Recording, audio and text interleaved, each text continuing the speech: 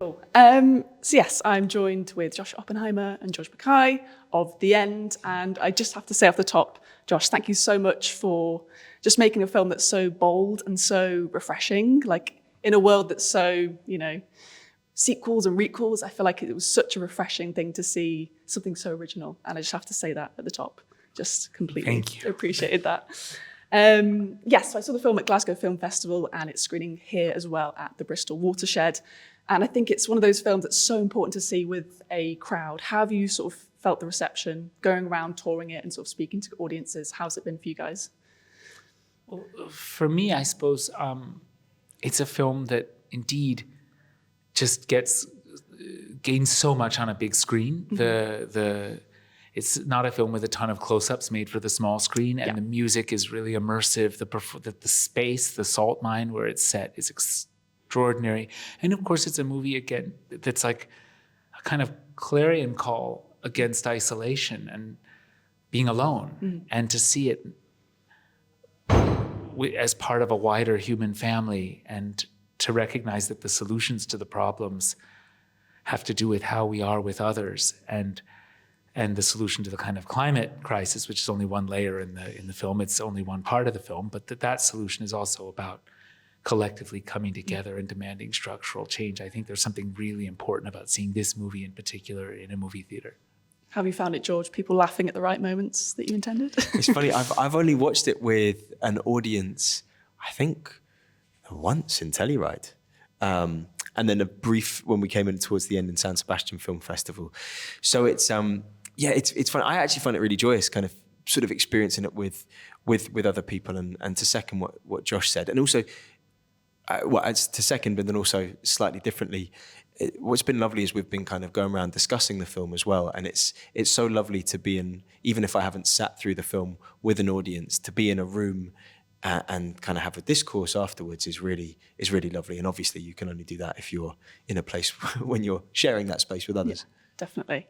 So I wanted to just sort of say one of my favourite things about the film is the cinematography. And you mentioned, Mikhail, in your Q&A earlier. And I found it really interesting sort of utilising the infrastructure of the mines alongside your costume and art department. And then, like, in themselves, the shots felt like paintings, obviously reverent in the film. So was that a aesthetic sort of deliberate choice from yourself, Josh, to sort of have these sort of beautifully composed shots? Because that's how it came across to me. Yeah, I think that, it's a film about the last human family as an allegory for the entire human family. At the same time, the characters are nameless because they're all of us. It's every family. And so inevitably, there's got to be something monumental about that. At the same time, it has to be very intimate and responsive to all the nuances of emotions and micro emotions that are flickering through across the faces of this incredible cast. And I just knew Mikhail Krichman, I think, is really one of the world's great cinematographers, and is now based here in the UK, actually, that he was just the person to do that. And then, I think the sense that, like, every moment being like being exquisite, it was about elevating somehow these moments, giving them a heightened fatality, because it's the end. Yeah. So how the choices they make, their ability to overcome shame and be honest and open up and love more deeply, or their inability to do so, the fate of the entire species depends on it.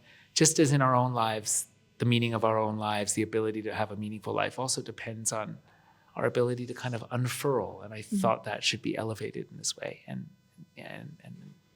And then there's, of course, a reference to some of the most beautiful cinematography and some of the most beautiful movie musicals ever made. Brilliant. I guess that leads on quite nicely. I was going to speak to you, George, about your sort of physicality and movement. How was that? Obviously, in your recent roles, you've done a lot of different physical performances, whether it's in Femme, 1917, Wolf even. Like, how was it using this sort of wide open spaces and feeling freedom in also a very small contained world? How was that for you? We found one thing with the son was obviously he's in this kind of very buttoned up, delicate, treading on eggshells kind of situation. And so when Josh and I first met in person, we had this 2-day workshop where we decided to just use his song alone as a sort of through line to just, we said, let's just work on that and see what comes of it. We can improvise around a subject, we can have a discussion about a line, we can work on the movement. And I came with a bunch of offerings for some ideas inspired by Sam Pinkleton and Arnie Taj, our choreographers, a video that Sam had shared with Josh already. And just quite simply, there was this moment where we just start moving around and put some music on. And it just became about release. I had these quite cerebral sort of, ideas about this, and this is a reference to this, and this is where I got this idea.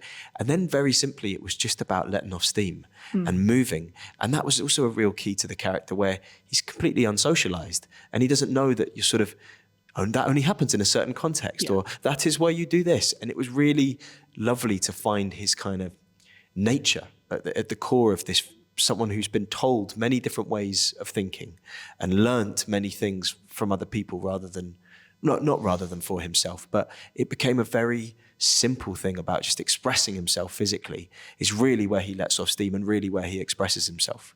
So that was just a very simple thing, but it became a vital thing about understanding the character. Brilliant. And then since seeing the film, I've definitely listened to the soundtrack multiple times now, and you sort of hear those motifs sort of throughout, and the kind of, they're in like Michael Shannon's party performance, those little things that come up again and again. How did you sort of work, Josh, with other Josh to sort of, signify these kind of motifs and ballads throughout?